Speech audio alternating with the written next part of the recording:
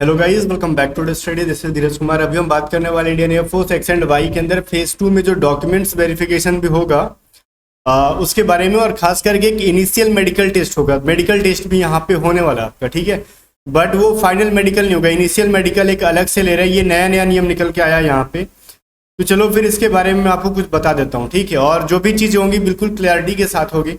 But इसको continue करने से पहले मैं कहूँगा कि देखो, इसके अंदर ग्रुप डिस्कशन भी होगा। बहुत लोग कह रहे हैं ग्रुप डिस्कशन खत्म हो गया, ऐसा कुछ नहीं है भाई।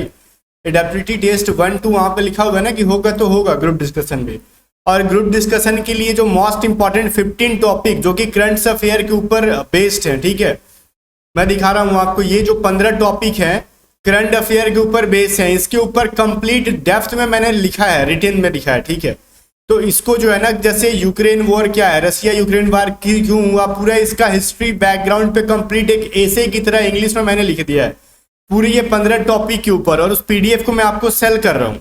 सवाल आता है ना कि सर कितने रुपए में, जस्ट 39 रुपीज में। उसका लिंक मैंने आपको डिस्क्रिप्शन में दिया है। अब कुछ चीजें मैं क्लियर करना चाहूंगा कि ये सेल क्यों कर रहा हूँ और आपको क्यों खरीदना चाहिए, ठीक है। ऐसा नहीं कि मतलब क्यों खरीदना चाहिए, अभी क्या है ना कि टाइम कम है, इसमें आपको रनिंग की तैयारी करनी है, ग्रुप डिस्कशन की इंग्लिश की अच्छी करनी है। अब ऐसे सिचुएशन में इन सब के ऊपर आप बैठ के ऐसे लिखोगे, एक एक दिन लग जाएगा। 15 दिन है नहीं आपके पास, तो 15 दिन में लिखोगे कहाँ से, समझोगे कहाँ से। तो आप एक ही दिन में आराम से पीडीएफ बाई कर लो और आराम से पढ़ लो, ठीक है। ये सभी इंग्लिश में है क्योंकि ग्रुप डिस्कशन आपका इंग्लिश में होगा। और पहले इसकी प्राइस हमने 49 रखी थी, बट अब 39 प्लस में जीएसटी कर दिया गया है, ठीक है। तो या तो आप डिस्क्रिप्शन में दिए हुए लिंक से ले लो या फिर आप व्हाट्सअप करो। डिस्क्रिप्शन में दिए हुए अगर लिंक से लेते हो तो फिर वो आपको पूरा जाके 47 रुपीज पड़ जाएगा जीएसटी के साथ, क्योंकि पहले 49 रुपीज था ना, तो जीएसटी वगैरह जोड़ के ये 58 के अराउंड पड़ रहा था। तो मैं आपको एक सजेस्ट करता हूँ कि व्हाट्सअप पे मेरे स्टाफ राहुल से कॉन्टेक्ट कर लो, 7279047787, और यहां से बस इनको मैसेज कर देना ग्रुप डिस्कशन पीडीएफ या फिर जीडी पीडीएफ। वो आपको बता देंगे कि सिर्फ 39 रुपीज पे करके कैसे बाई करना है पीडीएफ को, ठीक है। एक्स्ट्रा चार्जेस कुछ भी नहीं लगेगा। तो इस व्हाट्सअप नंबर पे उनको व्हाट्सअप करो और जल्दी से इसको बाई करके एग्जाम से पहले पढ़ लो ये सारे टॉपिक्स, ठीक है। ये बहुत ही इंपॉर्टेंट है आपके लिए गाइस। बाकी मैं फोर्स नहीं करूंगा, अगर आप पास होना चाहते हो तो आप पढ़ के जाना, बिकॉज ये सारे करंट इवेंट पे रिलेटेड है। और यहाँ से अभी बहुत सारे एग्जाम में ना करंट अफेयर से टॉपिक दिए जाते हैं। अब चलो मैं चलता हूँ सारे डॉक्यूमेंट्स के ऊपर, क्या क्या डॉक्यूमेंट्स चाहिए। और एक इंपॉर्टेंट नोटिस जो मैं आपको पहले ही बता दूं इस डॉक्यूमेंट्स के बताने के ऊपर, पहले से ही सुनो। यहाँ पे जितनी भी एजुकेशनल क्वालिफिकेशन वाली जो है आपकी डॉक्यूमेंट्स है, ये आपका डॉक्यूमेंट वेरिफिकेशन अभी हो जाएगा, ठीक है। और एक चीज मैं बताऊंगा ना, इसके अंदर जितनी भी डॉक्यूमेंट्स मांगी जा रही है, या तो आपको कॉलेज से नहीं मिला या फिर स्कूल से अगर आपको अभी तक नहीं मिला है, तो वो जाके आप उनसे कहोगे नहीं मिला है तो वो नहीं मानेंगे। आपको क्या करना है, या तो अपने स्कूल में जाओ या तो अपने कॉलेज में जाओ, प्रिंसिपल से जो आप मतलब वो लिखवाओ, ठीक है। लिखवा लो कि ये मैं इस कॉलेज का स्टूडेंट हूँ, मुझे 10th का पासिंग सर्टिफिकेट या फिर 12th का एडमिट कार्ड या फिर 12th का मार्कशीट, ये सभी चीज़ें नहीं मिली है, और उनसे सिग्नेचर करा के स्टैम्प करा लो। वो लिख देंगे कि ये बच्चा मेरे जो है कॉलेज का या फिर मेरे स्कूल का पढ़ा हुआ है, इसका रोल नंबर इतना है, वगैरह वगैरह चीजें लिख के दे देंगे। क्योंकि नोटिफिकेशन में लिखा हुआ है कि अगर आपके पास नहीं है तो फिर आपको लिखवा के लाना है, ठीक है। मतलब उस पर एटलीस्ट सिग्नेचर स्टैम्प होना चाहिए। अब डायरेक्टली बिना डॉक्यूमेंट्स के पहुंच जाओगे तो फिर लफड़ा है। अब सुन लो क्या क्या चीजें चाहिए। वीडियो थोड़ी सी लंबी बनेगी बिकॉज डिटेल में मैं बताऊंगा यहाँ पे क्लियरली। सबसे पहले ए में दे रखा है ना कि colour print out admit card for phase 2 and verified admit card for phase 1 during online examination. देखो, अभी जो फेज 2 का एडमिट कार्ड आपका आ गया है वो चाहिए, कलर प्रिंट आउट चाहिए, ब्लैक एंड व्हाइट नहीं। और फेज 1 का एडमिट कार्ड जो है जो मिला था आपको ना, एग्जाम में ले गए थे, उस पर वेरीफाइड का एक स्टैम्प वगैरह लगा होगा, वो मतलब फेज 2 और फेज 1 दोनों का एडमिट कार्ड जिसपे वेरिफिकेशन कर दिया गया फेज 1 वाला, वो दोनों का एडमिट कार्ड ले जाना है, ठीक है। फेज 2 का भी फेज 1 का भी। क्लियर।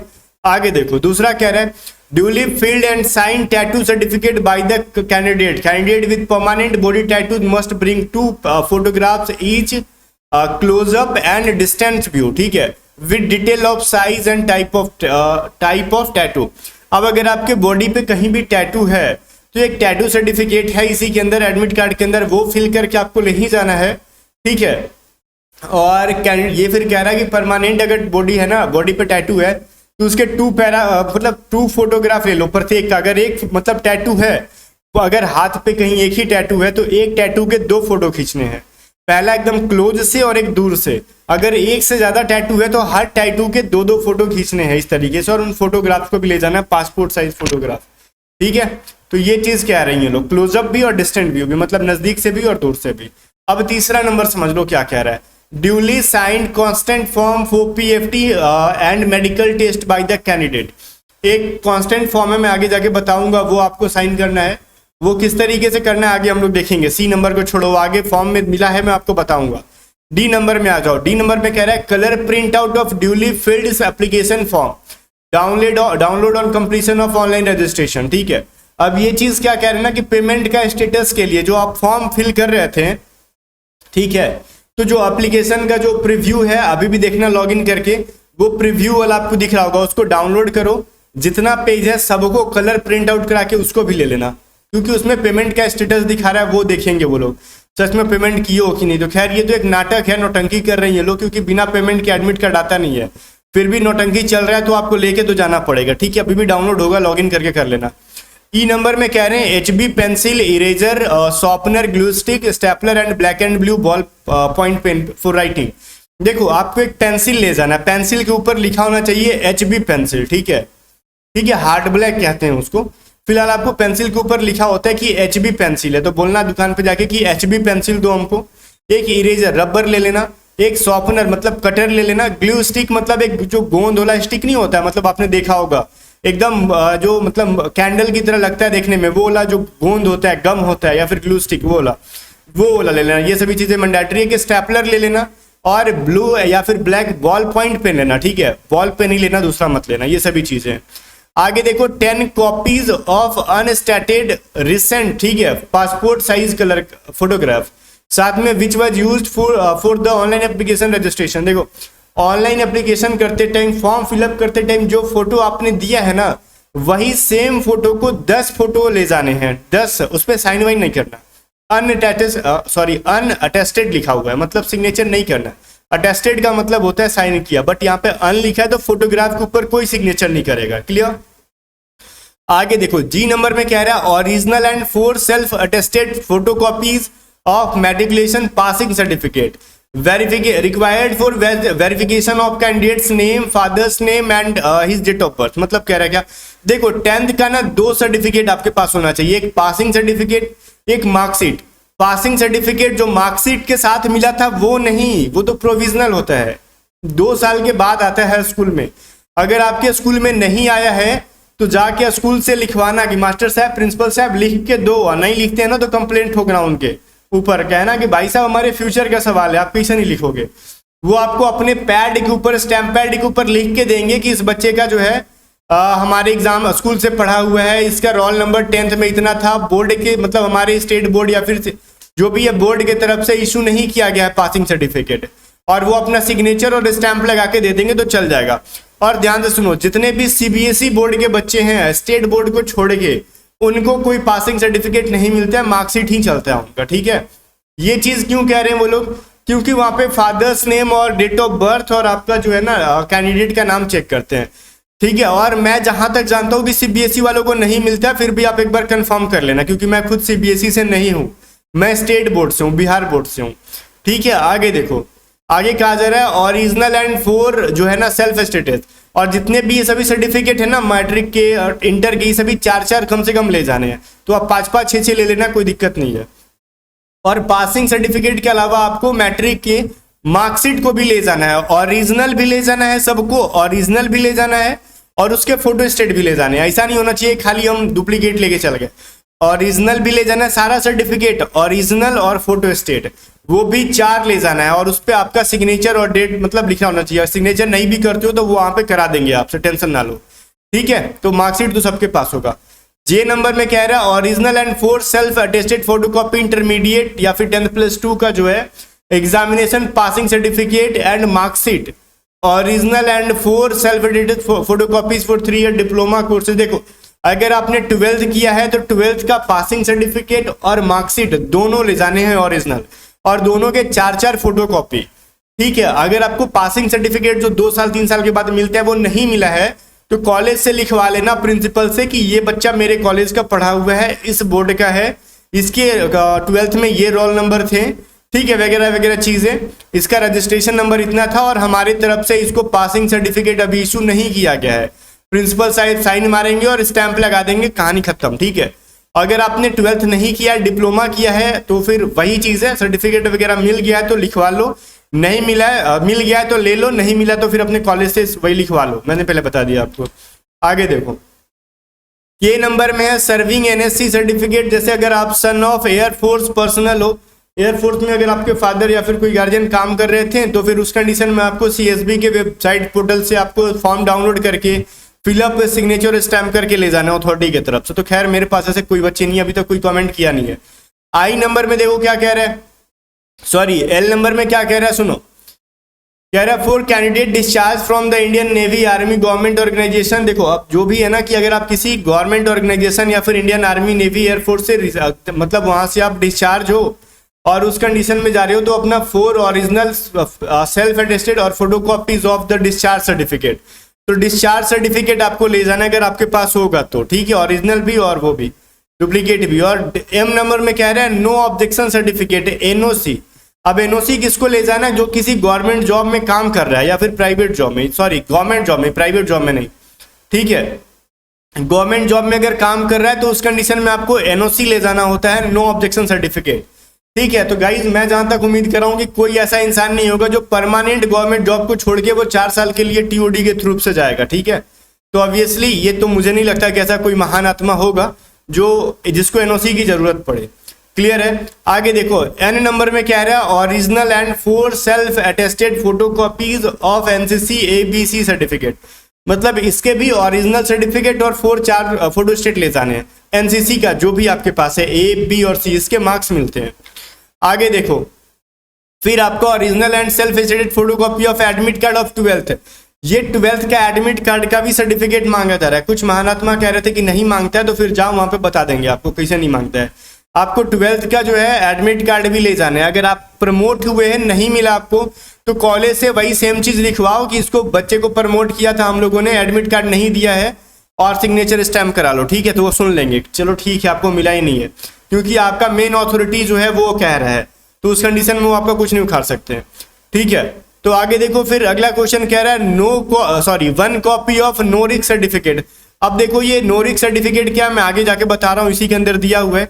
आगे है क्यू नंबर में कह रहा है candidate with any additional skill qualification achievement in fields including, देखो मतलब कुछ ऐसा है आपके पास एडिशनल अचीवमेंट है, स्पोर्ट्स लेवल पे कुछ खेले वेले हो, या फिर कोई आपके पास स्किल है, हैकिंग वैकिंग जानते हो, सर्टिफाइड हो, प्रोग्रामिंग जानते हो, सर्टिफाइड हो, या फिर कोई भी अकाउंटेंट जानते हो, तो वो सभी जो भी सर्टिफिकेट वगैरह तो सभी चीजें लेके चले जाना। अब बोलोगे ना कि सर मेरे पास एक्स्ट्रा पैन कार्ड है, पैन कार्ड भी ले जाएंगे, ये भी हमारा स्किल है, ऐसा कोई स्किल नहीं होता है, ठीक है, मत लेके चले जाना पैन कार्ड, आधार कार्ड। तो आधार कार्ड तो लेके जाना, पैन कार्ड लेके जाना जस्ट फॉर की आइडेंटिटी प्रूफ के तौर पे, ये कोई आपकी स्किल नहीं है, ये कोई सर्टिफिकेट नहीं है, ठीक है। चलो अब बात कर लेते हैं आगे हम लोग। जैसे गाइज यहाँ पे ये कह रहा है candidate must bring their Aadhaar card as proof of identity during phase 2।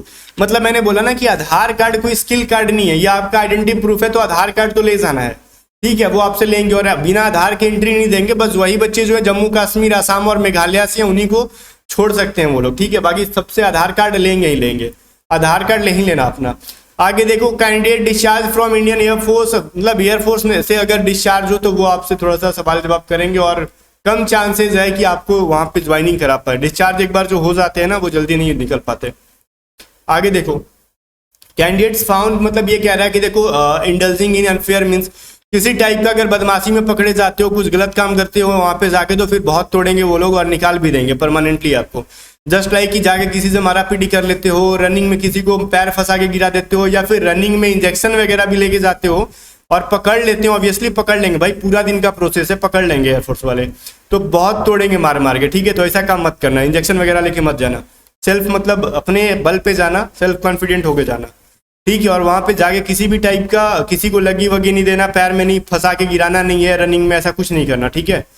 चलो 5th नंबर कह रहा है candidate will not permitted to appear in phase 2, मतलब वगैरह वगैरह चीजें कि ओरिजिनल एजुकेशनल सर्टिफिकेट के बिना जितना भी मैंने बताया, अगर उसमें से कुछ भी आप ओरिजिनल नहीं ले जाओगे तो फिर आपको अलाउ नहीं करेंगे। ओरिजिनल और फोटोस्टेट सब कुछ ले जाना है, ठीक है। और फिर भी कह रहे हैं कि साइंड जब ये है ना, signed certificate from college school principal certified, मतलब जो साइन किया हुआ है कॉलेज स्कूल, वो सभी चीजें मान्य हैं जो मैंने कि आपको बताते आ रहा हूँ। अब तो ये चीज रिपीट नहीं करूंगा, मैंने बोल दिया ना कि जो चीजें नहीं है कॉलेज से लिखवा के सिग्नेचर करा लो, स्टैम्प करा लो। आगे कह रहा है original passing certificate marksheet will not be written by the selection centre, मतलब जितना भी ओरिजिनल सर्टिफिकेट है आपका सब कुछ रखा नहीं जाएगा, सब कुछ लास्ट में दे दिया जाएगा आपको, ठीक है। तो जाने से पहले ध्यान से सारा ओरिजिनल सर्टिफिकेट डॉक्यूमेंट अपना लेके जाना है वहां से, क्लियर ना। अब देखो कहा जा रहा है internet copy of marksheet will not be accepted, अगर इंटरनेट का जो है ना मार्कशीट तो वो अलाउड नहीं है आपको ओरिजिनल ले जाने। ओरिजिनल अगर मार्कशीट नहीं मिला तो फिर लोचा है, फिर उस कंडीशन में ना आप प्रिंसिपल से लिखवा के जा सकते हो, ठीक है। अगर आपको नहीं मिला है तो इंटरनेट कॉपी अलाउड नहीं है। आगे कह रहा है any request for change centre वगैरह वगैरह चीज भी वो चेंज नहीं होगा, सेंटर अगर वगैरह कुछ भी है तो चेंज नहीं होगा। और अगर नहीं जाते हो तो आपको एब्सेंट कर लिया जाएगा, ठीक है। फिर वहां पे पुशअप वगैरह होगा, अपना शूज वगैरह लेके जाना है, हाफ पैंट या फिर ट्रैक पैंट, शॉर्ट्स पैंट, ये जो भी है फिजिकल की अपनी कपड़े खुद लेके जाने हैं आपको। शूज ले लेना है, एक हल्का टी शर्ट या फिर आप बनियान के ऊपर रनिंग कर सकते हो, एक शॉर्ट पैंट ले लेना जैसे हाफ पैंट जिसको हम लोग बोलते हैं, ठीक है। अंडरवेयर पे अलाउ शायद ना करें, नहीं करते हैं रनिंग के लिए, तो शॉर्ट्स लेके जाने होते हैं अपने, ठीक है। चलो ठीक है। Trouser with multiple pockets are not permitted, अब ट्राउजर लेके जाओगे 10-12 पॉकेट वाला अलाउ नहीं करेंगे, 2 पॉकेट होगा चलेगा ट्राउजर पे, बट फिर भी मैं कहूंगा शॉर्ट्स पहन के रनिंग करना बेहतर रहेगा। देखो फिर कह रहे हैं it is strictly prohibited to do any rough work और write anything anywhere on the admit card. Admit card पे अगर किसी प्रकार का कुछ भी लिख देते हो, उल्टा सीधा चीजें रफ कर लेते हो तो फिर आपको बैन कर देंगे वहां से, ठीक है। Candidates qualifying for both science and, ये छोड़ो उसको, वो उनका काम है। अगर जो साइंस और मतलब अदर देन साइंस के लिए ले रहे हैं तो वो किस तरीके से एलोकेट करेंगे, अलॉट करेंगे, वो वहीं पे समझेंगे, ठीक है, वैकेंसीज की अवेलेबिलिटी के ऊपर, ठीक है। चलो वो टेंशन नहीं है, आगे वो उनका काम है, आपका काम नहीं है। कैंडिडेट शुड बी प्रिपेयर्ड, सुनो यहाँ पे initial medical test, candidate should be prepared to stay for the entire duration of test under their own arrangement.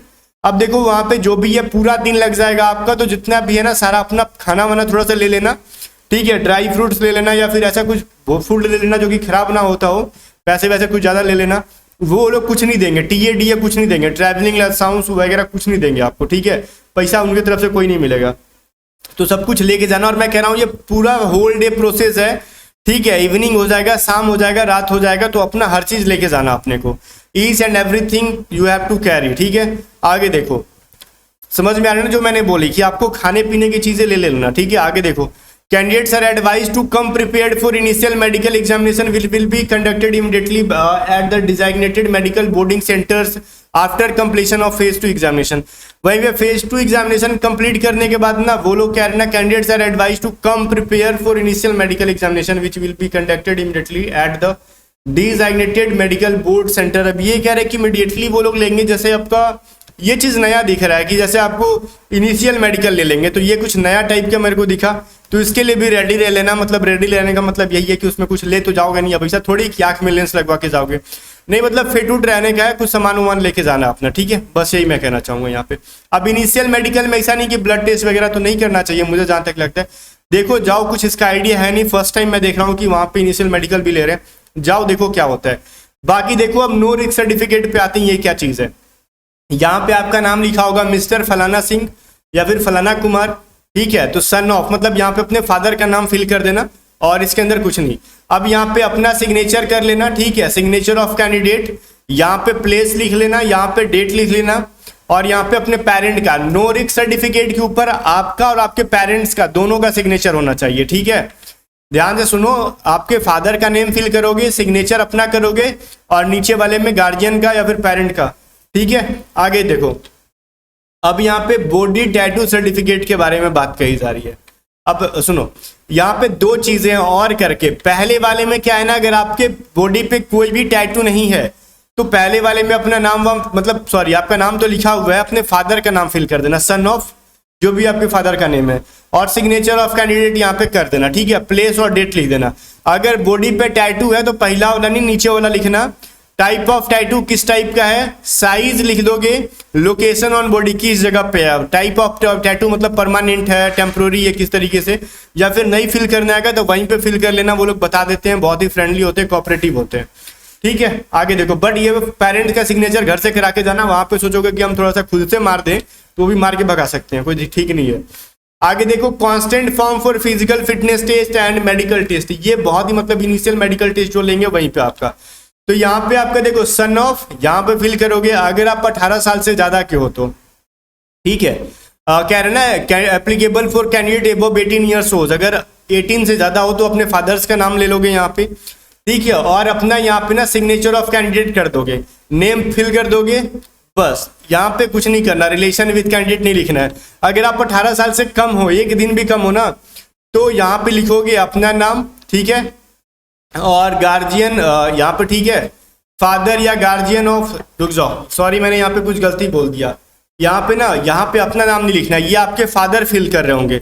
अगर आप 18 साल से कम है तो आपके यहाँ पे फादर लिख लेंगे, जस्ट लाइक अगर मान लो आपके पिता का नाम हरीश सिंह है तो आपके पिताजी यहाँ पे लिखेंगे आई हरीश सिंह, फादर या गार्जियन ऑफ, आपका नाम यहाँ पे लिखा है ऑलरेडी, ठीक है। यहाँ पे आपके फादर का नाम होगा और यहाँ पे आपका नाम लिखा होगा, बाकी तो कुछ लिखना नहीं, यहाँ पे आपके फादर का नेम होगा, प्लेस डेट, और आपका जो नहीं साइन होगा यहाँ पे आपके पेरेंट का साइन होगा, अगर 18 से कम है तो यहाँ पे पेरेंट का साइन, आपका नेम नीचे होगा, और आपके क्या रिलेशन लगते हैं, फादर हैं, मदर हैं, या फिर ग्रैंड फादर हैं, क्या लगते हैं, अंकल है, ये वो उनसे रिलेशन लिख दोगे।